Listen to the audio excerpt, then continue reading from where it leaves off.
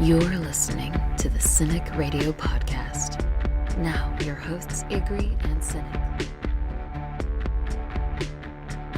And you are listening to another edition of the Cinik Radio podcast, and I'm your host, Cinik.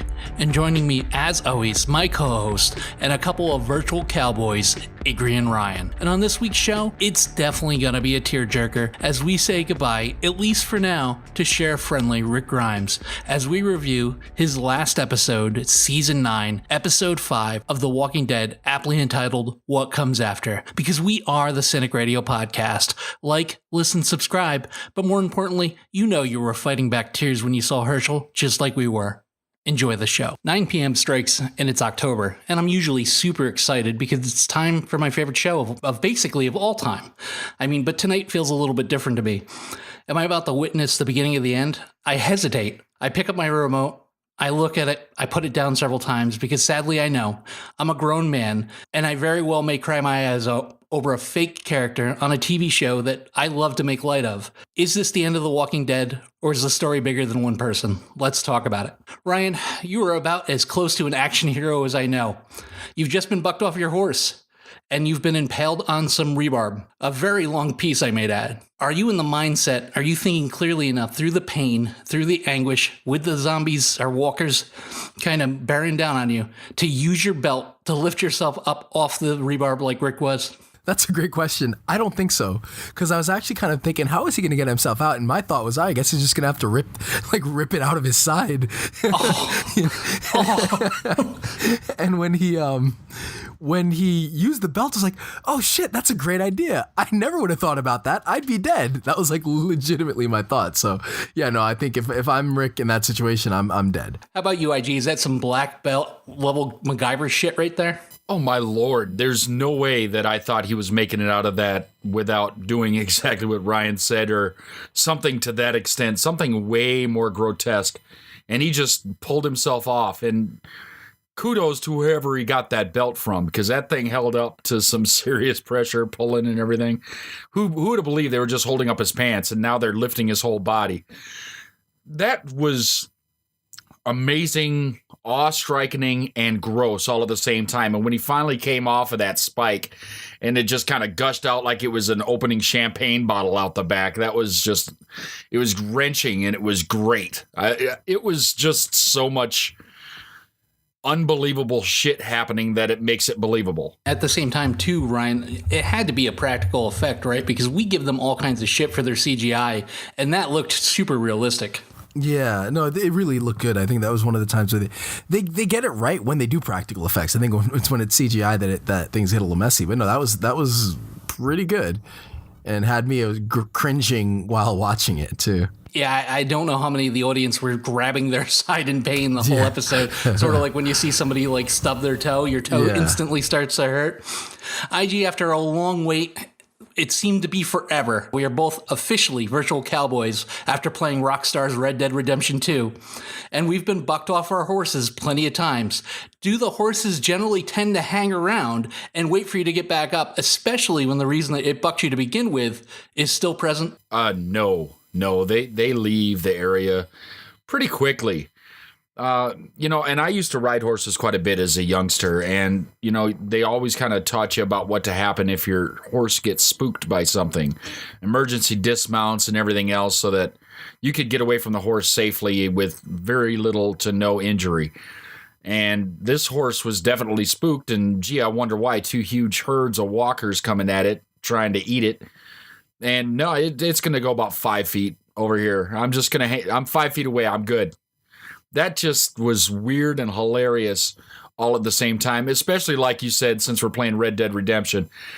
And like you chase these horses all over hell and creation in that game, and this one is just old trusty. He's going to stand there and wait for you. Well, it's like the world's most bipolar horse, because it bucks him and gets him into this situation. Then it's going to hang out while thousands of walkers are bearing down on it.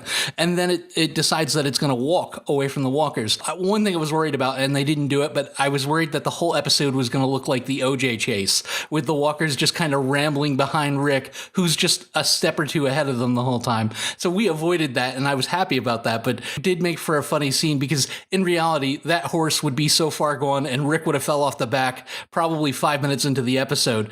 And they had to pick a white horse, so the blood just showed up all over it, which I thought was pretty convincing. Ryan, is the caravan breaking down yet again a metaphor for the Jada storyline?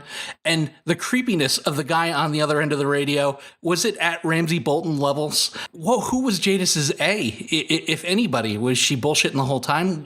What did you make out of that whole scenario? It pays off at the end, but I figured she was just bullshitting. I think the way that she kind of was looking at the gun and talking, I think she was going to try to just go for it. But yeah, I think at that point she didn't really have a plan. She seemed a little desperate. And she seemed like she was ready to, maybe take somebody out in order to get the helicopter by force, or she was going to kind of try to improvise or something. But yeah, I don't think she had a plan, obviously, until a plan fell in her lap. And that messed me up completely. I still don't. Now I'm really confused as to what constitute an A or a B. Like, if Rick's not an A, what is an A? Maybe A's aren't as good as B's. Maybe B's are better. Yeah, that whole thing is very, very muddy. And what was the thing last week? If you want to go fast, go alone. If you want to go far, don't take that caravan. Because it's just a mess. And that guy on the other end of the radio, pre-apocalypse, he had to be like some sort of angry sexual deviant caller, right? You know what's going to happen if you hang up this phone right now. It was terrible. That guy was definitely on a sex offenders list before this whole thing went down. IG, the anger is strong in this one. Did you think that Rob Zombie possibly directed this episode? Because Maggie went in for that kill in full Michael Myers mode. The overkill on that lone walker. Could that have been a bad omen for Negan? It just kind of showed like she's taking her warm-up cuts in the on-deck circle. She's getting ready to go, and she's just got to get a little bit warm, ready to go. She's really going to hammer it to him pretty hard. I do like the twisted metal crowbar that she tends to have. It's kind of a neat touch, because why would you need a twisted metal crowbar? But she has one. It's cool. Yeah, I really felt like Negan might at least get a good whack or two. He may not die, but he might have not come out unscathed. Well, the only thing that would have made that crowbar more badass is if it would have had spikes or wrapped in barbed wire. I think they said on Talking Dead that was actually made by a local blacksmith who was an extra at Hilltop. So that's kind of cool that was like a handmade weapon. And that's kind of what I was saying to Mo Collins when I was talking to her, is I would love to see all our heroes really get their own signature weapon. And if Maggie's going to rock the crowbar, I'm all about it. Well, Jerry's got his battle axe. We've got even secondary characters that have their own weapons. Everybody needs something iconic other than just who they are. Daryl's got this crossbow that I wish he would get rid of. Michonne's got her sword. Hey, I'll deal with a crowbar. That'll work. Maybe his unlimited supply of arrows may be done too, because he ain't getting those back, the ones he used on the bridge. But let's not get that far ahead of ourselves. Ryan, did you absolutely love the recreation of the iconic shot of Rick reading the herd into Atlanta? How powerful of an image is that original image? And will that be one of the things going forward that the show will be remembered for even after it's gone? I don't think of The Walking Dead for its kind of iconic imagery, but when you think about it, there are some pretty iconic scenes. And I think they did a good job of that. And just again, getting ahead of ourselves, but there's some stuff, at the very end that was kind of, even I got the feels like seeing Rick, in kind of an iconic position or, moment. So yeah, I think it was really cool the way they did it. I think there were points where maybe it was a little heavy-handed with some of the iconography, but otherwise I really did. That moment was really good, and again, the moment at the end really, really worked well for me. IG, what does that image mean to you? That lone cowboy riding into just utter destruction. It's obvious that everybody was headed out of the city, but Rick is headed in. We see that picture pretty much every time we go to a Walker Stalker, or anytime you think about The Walking Dead. That's identifiable to it, right? It's absolutely. That is The Walking Dead. And it almost, to me, felt like the end, because we started in the first episode with him riding into the ATL on the horse. He didn't have a herd following him, but he was riding into town. And that looked just like that. It was a beautiful recreation, except this time he had a herd following him. And it gave me a feeling of finality a little bit, but more so it almost made me fear like maybe this is closer to the end than I'd like it to be. And I'm hoping not. I'm hoping they find a way to build good story without Rick in the center of it. But, I'm going to have to wait and see what they do. I am excited, though. I think we've got good options moving forward. I don't think this is the end, but I think it's the beginning of the end. That's for certain. But we go to flashback 1. Ryan, just Shane being Shane, teasing Rick about Judith, but giving him a pep talk at the same time and telling him, dig deep, channel his inner Shane. They laughed, and they finally got to finish that lunch from so long ago that they never got a chance to. I mean, did something just feel right about the two of them talking in the car again? Was nostalgia deep in that? Yeah, no, it was. I was concerned when I heard that he was coming back at how they were going to work it. Obviously, there wasn't going to be a situation where he secretly lived, and I knew it would be some kind of a flashback scene, but you're kind of always concerned about, what is he going to be? Is he going to be in the whole, I kind of thought he'd just be there the whole episode kind of guiding Rick. And I think it was tasteful the way they did it, but you really, instead of him being kind of an antagonist in that moment, they were basically kind of busting each other's balls, and they were the friends that we, really didn't get to see much of, and much of them, that relationship. So I think, it was really, really well done. That the Shane part of it, I think was excellent, and I really, really enjoyed to see that. I really wish they wouldn't have took Shane's character in the direction that they did.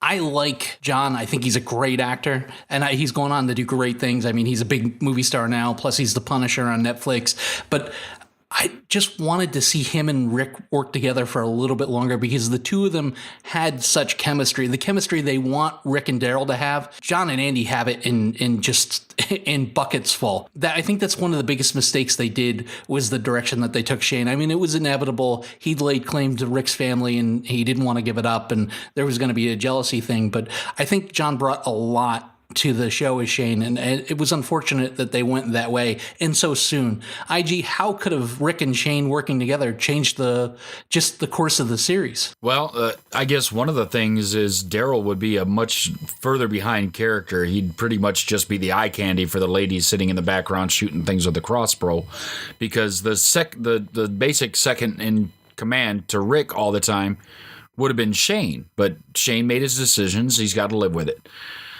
The acting styles are different, but they bring out kind of that alpha male mentality, both Shane and Daryl. So they kind of rub elbows a little too closely to have them both there full time. It just doesn't work because neither one of them is like a pure leader type, but they're strong enough that you can't have two of them running together because it just pulls from each other.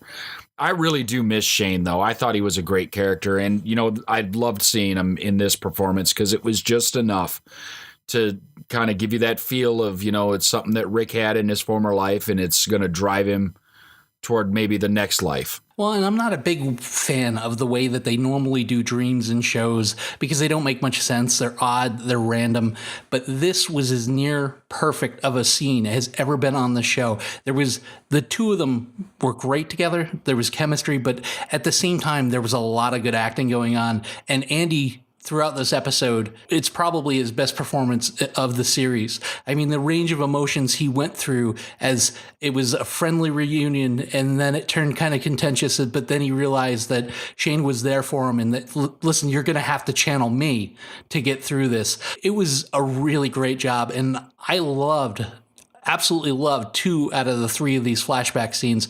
I thought it was some of the best stuff that they've done.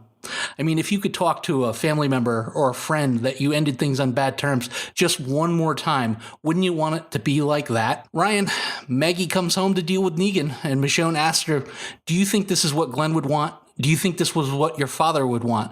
Did you find yourself in that moment agreeing with Maggie a little bit? I mean, she was making some great points. If this was Michonne's backpack of anger to carry, Negan would have been dead a long time ago, right? Yeah, no, I think this has always been a tough pill to swallow for this season. I feel like it was a reason to create tension between some of the characters, but I never felt that it was like earned.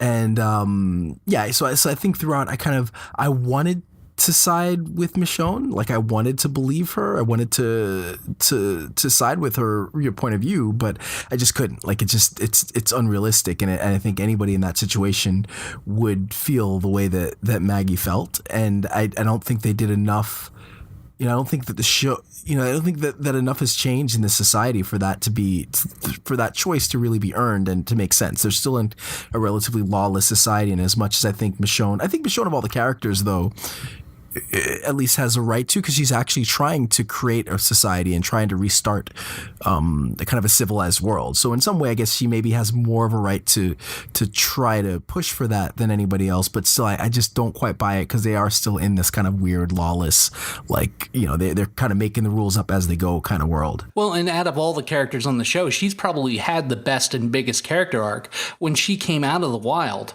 and went to the prison, she was near feral. She was so angry and so intense that she could barely talk. And part of that goes back to the writing, but we won't get into that again. But to come that way to basically a pillar of society and a leader amongst people, when she was basically a loner to start, using walkers as shields and kind of doing her own thing until she met Andrea. It's been a big step forward for Michonne, has it not, IG? It's been a huge step, and to think that they've had characters come this far, because frankly, most of the characters in this show have come a long ways. But you're right, none as far as Michonne. Michonne has traveled further, not necessarily in actual distance, but as far as a character, than pretty much anyone else on this show. Everyone else has at least a semblance of their original self still left. And the original self of Michonne that's left is that she's still good with a sword. Other than that, she's blossomed into a more full character, which is just great to watch every week. I've really been not sympathetic towards Maggie's pain, mostly because I hated the way they framed that scene at the end of the season with the dark room, and they're all plotting, and I can't stand Daryl to begin with, so him being there made it worse. But I've been kind of unsympathetic towards her pain, and in that moment, I felt for her. I mean, you could see the anger, the rage just consuming her as she's standing there in front of the Michonne. Like, it's not even like she was going to take a swing at her. She was so mad she didn't know what to do. And she even looked Michonne dead in the eyes and asked for an alternative. Okay, what do I do then? And Michonne's like, I have no answer for you. Ryan, were you surprised Michonne handed the keys over without a fight? Yeah, I was actually. Like, I was almost expecting that fight. But at the same time, like, she had no answer. Like, there was nothing. Like, what do you say to that? And I think maybe she knew better. Maybe she knew that, look, you're going to see a broken man and somebody that's, you're going to regret the decision. But it's, I think, at the same time, she may have realized it's not her decision. It's Maggie's decision to make, and it's not her. It's not a choice. She can't make that choice for her. And I think that she, effectively came to that realization. And then, again, Maggie saw what Negan was or what he'd become. IG, who wins that fight if it does come to blows? Does Michonne even pull the katana on her? I mean, what happens if Maggie tries to pull through? At this point, I'm not sure. I mean, if it's not something up to this, if they just somehow, in a completely unrelated time, end up at blows, I think Maggie doesn't stand a chance.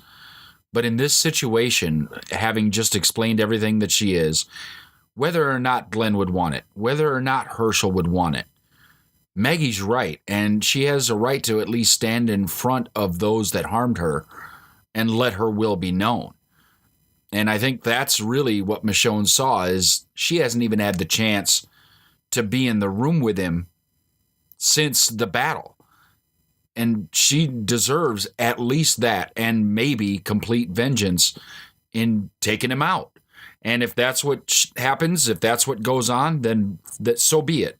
And that's why I think Michonne just backed down, because I don't think that Maggie has trained enough or been through enough or even just been strong enough in general to do anything to Michonne, because Michonne just was living alone.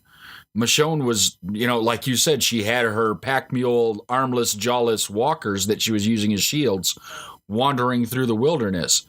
If you can set that kind of thing up, Maggie Rhee, who is a force to be reckoned with, just does not really stand a chance one-on-one. It's a really interesting detail of her being a leader and what moving forward, that Michonne was willing to let her go make the mistake where a leader like Rick would have fought her to the death over it. Michonne's like, all right, if you've thought this through, I'm going to let you go ahead and do this, but it's not going to work out well for any of us. And that's an interesting leadership strategy rather than, I'm in charge, I know best. I mean, she tried to talk her out of it, but she certainly didn't seem like she was going to fight her for it.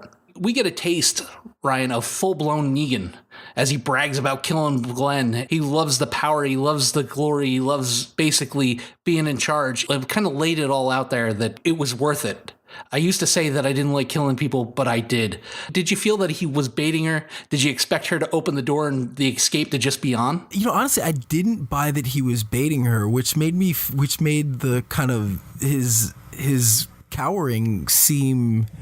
It threw me off a little bit, and it was hard to say because it was interesting to see him kind of that vulnerable.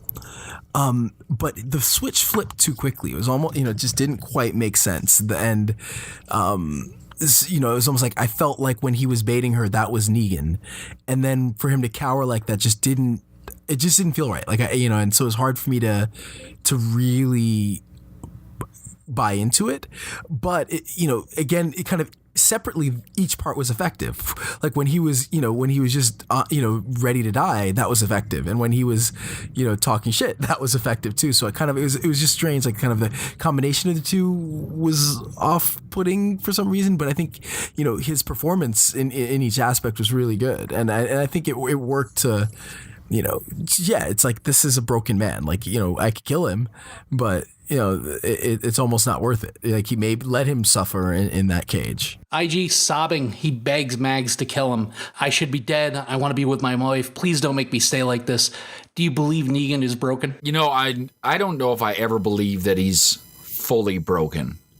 There's always going to be a part of him that, given the opportunity, I think is going to come back and either try and be a leader or be stronger than he's showing at that moment, especially in this type of situation where he's really got nobody behind him, got nobody there to stand up with him. Not that he needs someone to stand up for him. He just wants people to stand up with him.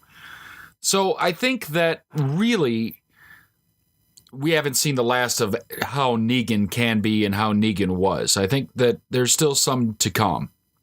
I think that just he's had a rough go of it as of late, and the fact that his bat isn't anywhere around, which I think is just an item holding a personification of his wife. And that's why he holds so much dear to the bat. And I don't know if the bat is anywhere around, but I think he'll be able to come to terms with some of it after the time jump that's going to happen now. Because, the mourning process at this point for Negan is still pretty young. It's probably a year or so. Just seeing how old baby Herschel is, that would be my guess. I think he said it's been a year and a half during his groveling that he's been down there. Great line by Maggie, by the way. I came here to kill Negan, and you're already worse than dead. I love that. But Ryan, does this put the end to the Maggie Negan storyline? I'm sure there will be tension again, and I'm sure that there'll be a situation in which they have to work together, or they need help, and he's the only person that can provide it, and there will be that tension of look, we need him, we're gonna have to release him, and Maggie not wanting it, and so I see that potentially happening. I kind of hope it doesn't, because it's something that we kind of expect will happen, but I think effectively it should put an end to it. But yeah, I do think that at some point we're going to see that tension again. The fandom went nuts when they cast JDM as Negan, because this guy can act. And in that scene, in that moment, Jeffrey Dean Morgan acted his balls off. I was completely shocked at how believable it went from the bolster, the bluster, and the braggery and taunting to just the sobbing mess that Negan was laying on the ground. I don't think I've seen a performance that strong on the show in a long time. Like, that was award-winning acting there. So hats off to him for that. I mean, I was really blown away by that. And I can't believe, honestly, when seeing him, when they drug him out into the light, that they still have a great clips operating in the zombie apocalypse, because the haircut was on point. IG flashback to Herschel. God damn it, they got me. The tears start welling up in my eyes as I see Scott Wilson, and I won't cry. And then he says, "Hey, Rick, and I lost it. Mostly because Herschel reminds me a lot of my grandfather that I lost a few years ago. But the Rick Grimes apology tour continues as all the flashbacks are basically telling Rick it's okay to say goodbye. But are they really telling us? And was that the most emotional flashback of the night? It was by far the most emotional flashback dream sequence, fever dream of the night. And especially knowing that Herschel is no more. Like, you can't get another scene because he's dead. And so that just drew it out of me just like it did you. I wasn't crying, you were crying. And I think I even tweeted that. That's like, no, these aren't tears, my eyes are sweating or something, because it was coming pretty fast and heavy, because I couldn't believe that. I didn't expect that scene to show up. And there it was. And I was just amazed by it. Now, the CGI sunset in the back could have taken away from it, and it didn't, because I was so focused on their chat, on them two looking into each other's eyes and having a moment. And the moment was beautiful. And I can't say enough. And, it's just a shame that the episode really ended the way it did, because they were really amping us up early enough in the episode to say goodbye to Rick completely and be done with it. We'll get there. And, yeah, I know. I know, Ryan, you're not the ultra emotional type, but did you get the feels a little bit with Scott Wilson showing up on screen, especially since he just recently died? Yeah, I think that definitely, the combination of that with him recently dying, like there was it definitely brought the feels in a way that I did not expect from this episode. I still feel like I think the most effective still was him and Shane. I think that to me really was just super effective in the way it played out. But definitely that was a great scene. It was great to see him, and especially knowing that he's recently passed, kind of added to the emotional impact of that scene. And I guess we'll get to that later, but I think a bit of a bait and switch with everything, but it definitely in the moment was really a good scene. Flashback 3, IG, a set of double doors. If the Rick riding into Atlanta is the big one, then this is the second big one. Do not open dead inside. And Rick does, and there's just a sea of dead people, cast, past, and present. And Sasha appears and tells him it's going to be okay because he did his part. She tells him it never ends. The little things do. It's never the end of everything. And it will go on. As beautiful as that scene was, as well as Sasha delivered that monologue, do you think it should have been someone slightly closer to Rick? Maybe Lori or Glenn, Tyrese, Abraham? Or Carl, even? We didn't. If they brought all these other people back, why couldn't they bring back Carl for one more shot? I mean, this would have been an absolutely perfect spot to put Carl, to say it's okay. You can come to us now. Everything is fine. And it was beautiful. And, Sasha was great in that scene, but she just was never close enough to Rick to have the kind of pull that I think needed or had been going so far in this episode. Now, her sacrifice and the way that she ended her run on The Walking Dead was powerful enough to put her at that spot, but I just still think it was just a way to put Sasha back in the show. And not that it's a bad thing, because I think Sasha in the last few episodes she was in was very strong and getting better. And it was a shame to see her leave at that point. But she's gone on to Star Trek Discovery, which I don't know is getting a season 2 or not yet. But I did like season 1, even though they retconned almost all of the original Star Trek away. I caught a couple episodes of it, and it's a very good show. And she's a very good actress. And I think she's got a really bright future ahead of her. I just didn't like her for that. I mean, her death was powerful and it was meaningful, and it'll go down in Walking Dead lore. But I just think that I understand why. I think Angela Kang said, or it might have even been Gimple, that they didn't use Lori or Carl because he was in the middle of the search for his family, and they didn't want that search to stop. But that would have been a perfect place to bring Steven in and have him reprise Glenn. What do you think, Ryan? I agree with that point, not having Lori or Carl. I think with Sasha, it was a situation of I just don't yes, her sacrifice was huge, but her connection to Rick was tenuous at best. I mean, she didn't really have, I don't remember her having any really big scenes with him. She had closer connections, obviously, with many other characters in the show.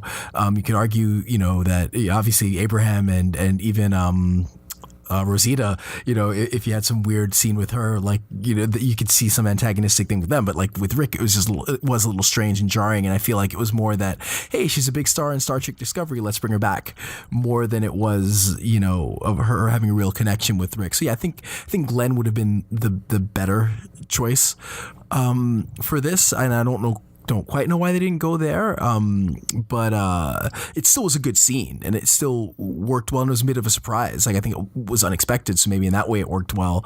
But yeah, otherwise I think I was a little.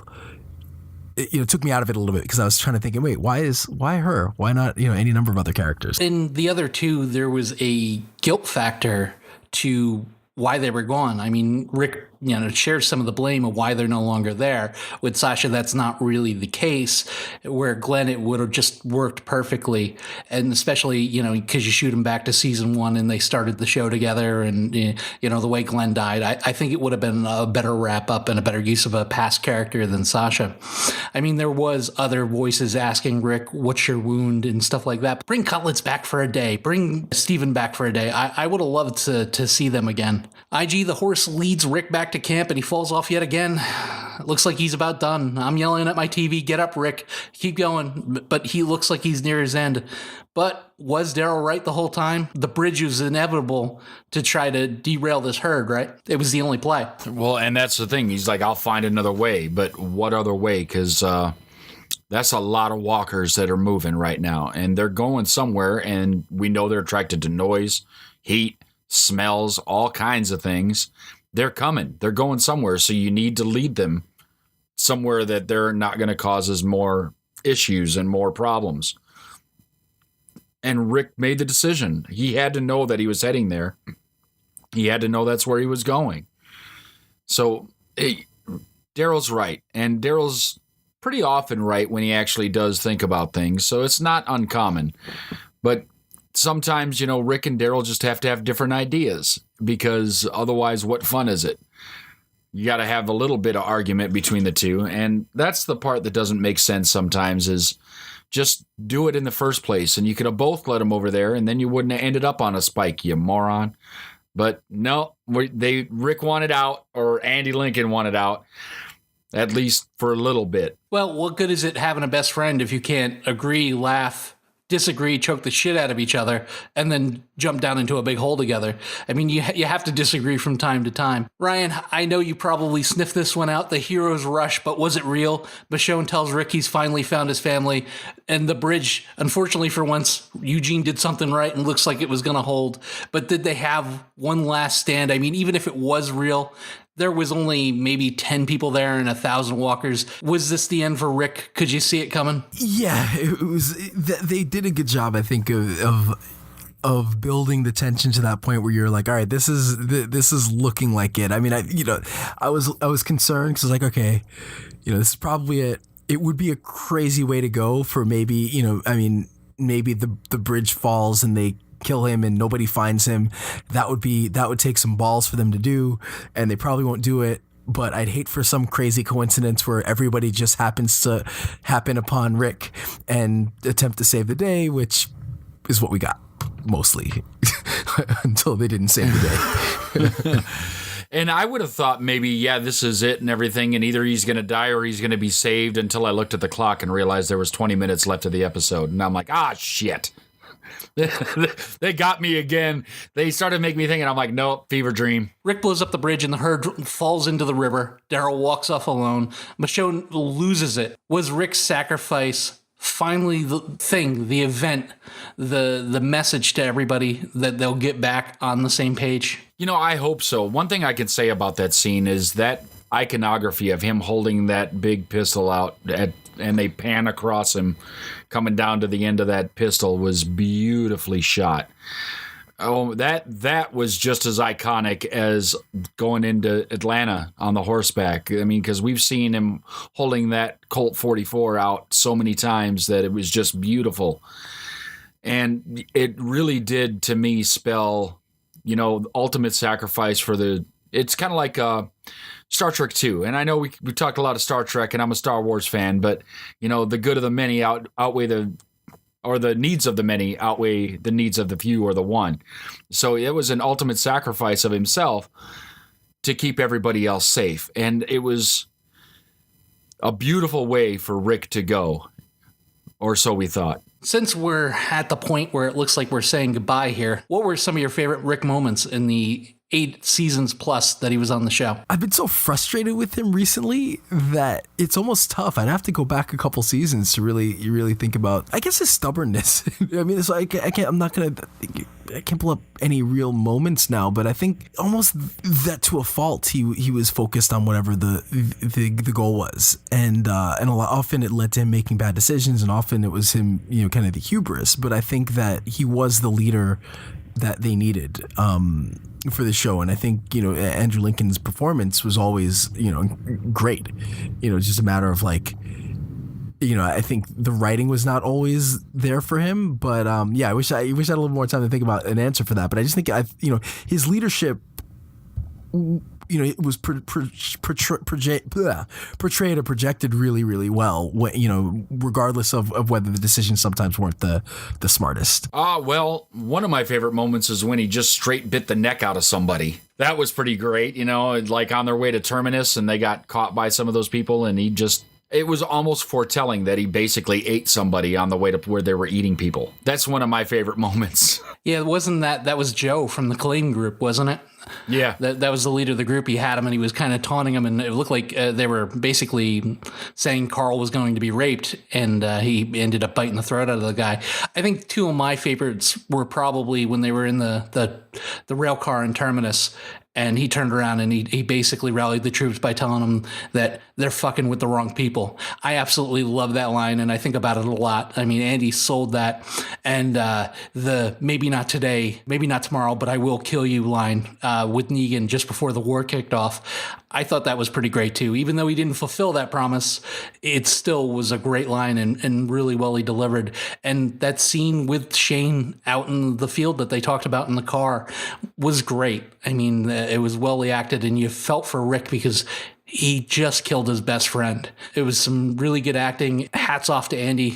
He's a hell of an actor. IG, do you think the show can be the juggernaut that it once was without him? Can they rebuild and start over? I don't know if they need to be that juggernaut. I don't know if that's what's required of them anymore, because I think that the AMC is willing to let them run because they've had enough other things that are carrying some weight that they don't need all the weight placed on The Walking Dead anymore. Early in its run, they kept throwing this other stuff at the screen, hoping it would stick, and nothing would. And they're finally getting some things to do fairly well. Not as great, but the viewership of The Walking Dead has fallen, but it's kind of leveled off. So it's what they got is what they got.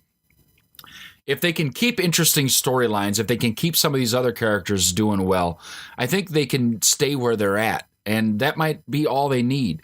Not everything needs to remain a juggernaut all the time just to be entertaining or good on TV. And quite honestly, maybe they'll get the better writing and the better acting out of all of that by trying just to stay where they're at versus trying to get back in the absolute number one position over everything on television.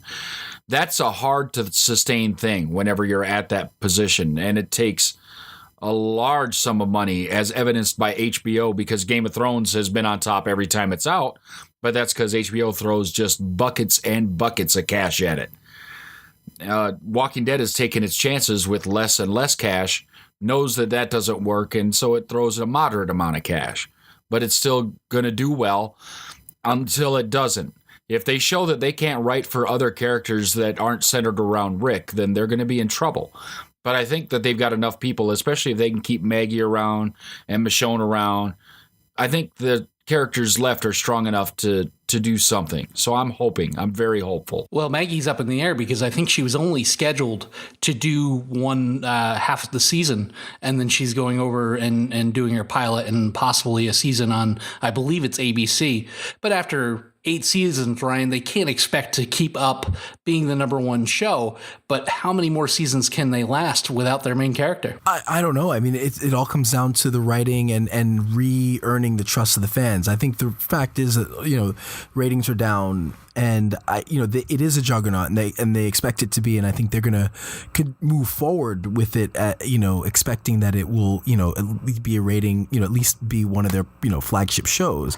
But yeah, the truth is, like, if the interest wanes and they're not able to build it back, I don't, it's kind of, you can't put the toothpaste back into the tube. So,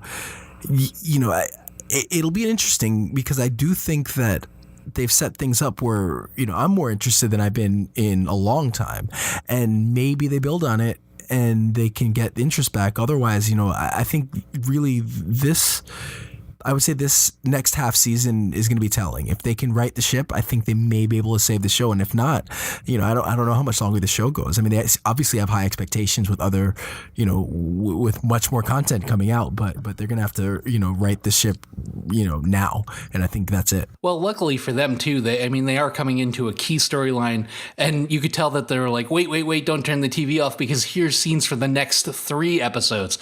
That's never been done before. There is a lot of good stuff coming, and I'm willing to let them push the reset button because I love the show.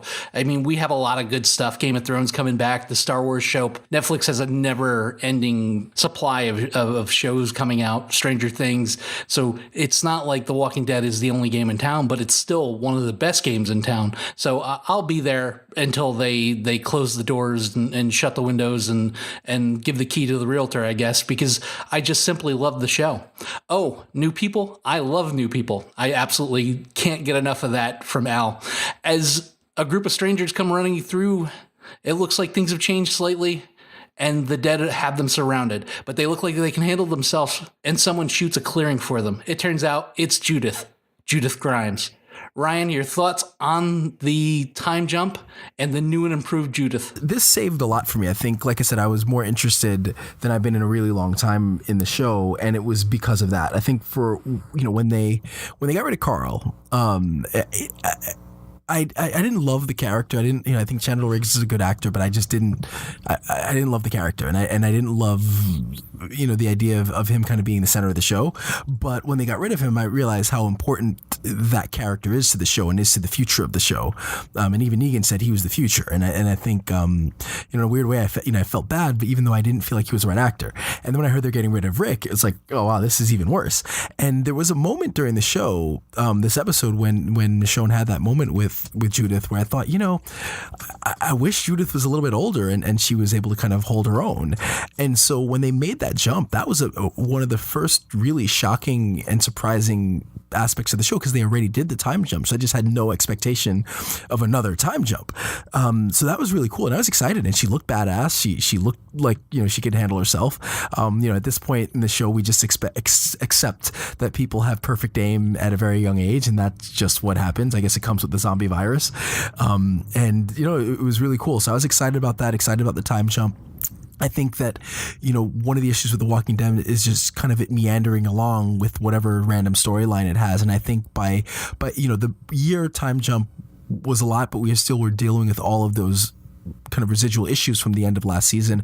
I think by going this far in the future, we're resetting the story in a real way, and we're going to learn about these new characters, and we're going to really learn about where their society is, because it's been a long time. And so I think it gives the show a chance to really move forward, and that is exciting for me. So yeah, for the first time in a long time, I'm actually excited about where the show is going to go. Well, IG, as the resident firearms expert on the show, should she really be using Rick's gun at that age? I mean, she seems a little small, seeming that gun is about half her size. There is no way that a person that size can wield that firearm effectively.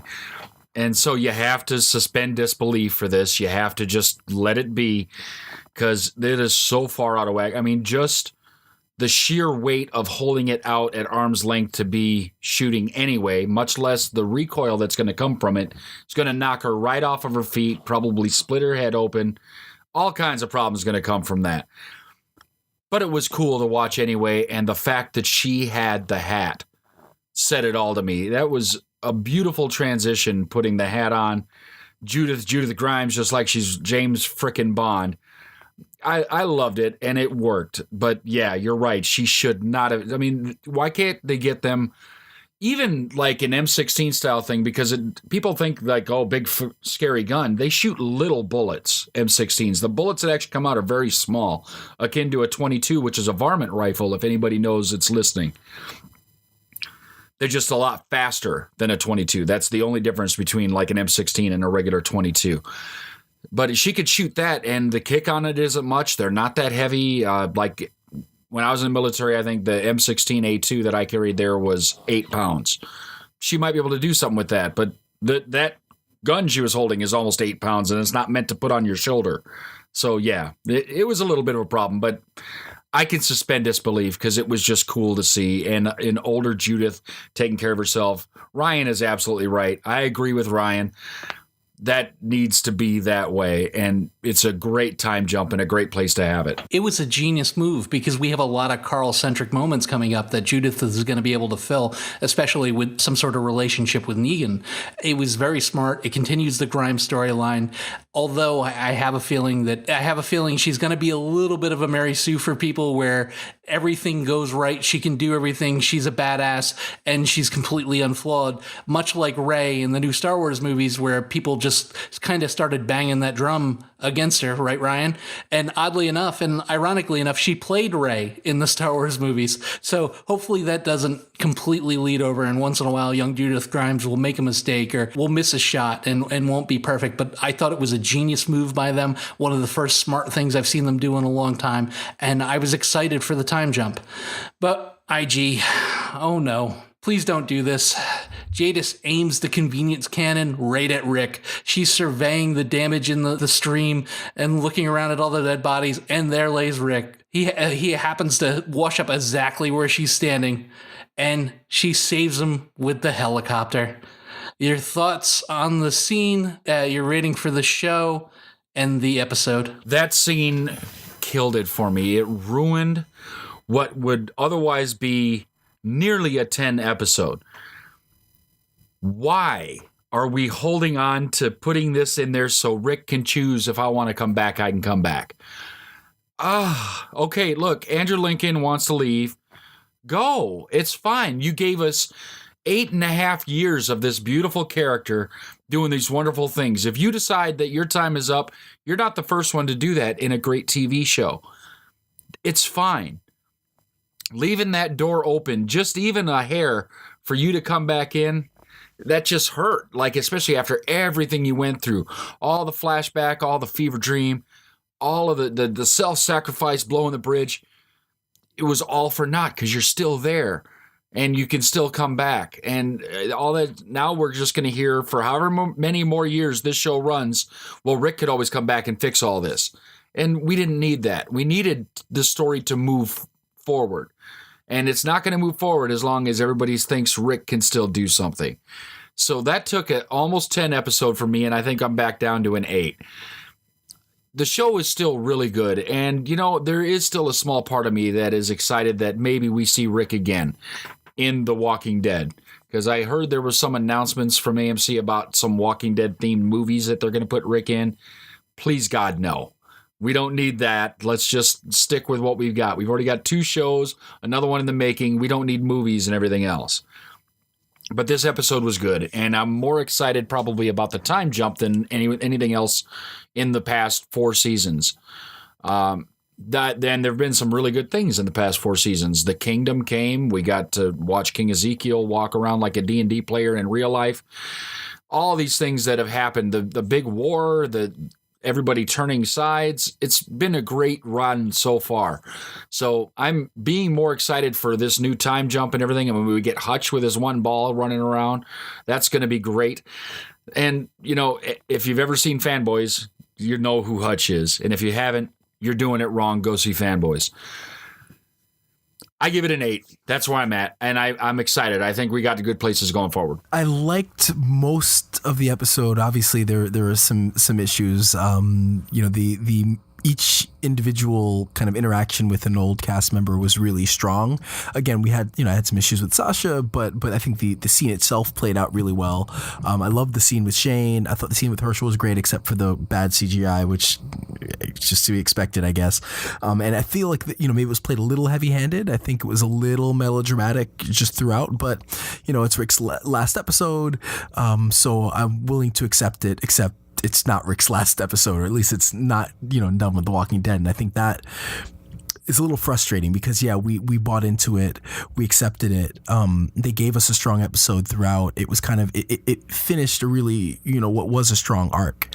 And so to just kind of, shit on it basically sucks as a fan. The other issue I kind of had was just like, as you guys mentioned, the convenience factor was just kind of ridiculous. I mean, you had a situation where, Michonne and Maggie conveniently, had to, heard that stuff was going down, and they conveniently stumbled on Rick, who conveniently saw, the firework, the explosives, and conveniently washed up shore, where Jadis just happened to be waiting for a helicopter that would be able to save Rick and take them away. It was just like, it was too much. Even for me, it was like, okay, come on. Like, you couldn't have found a better way to write this, last episode.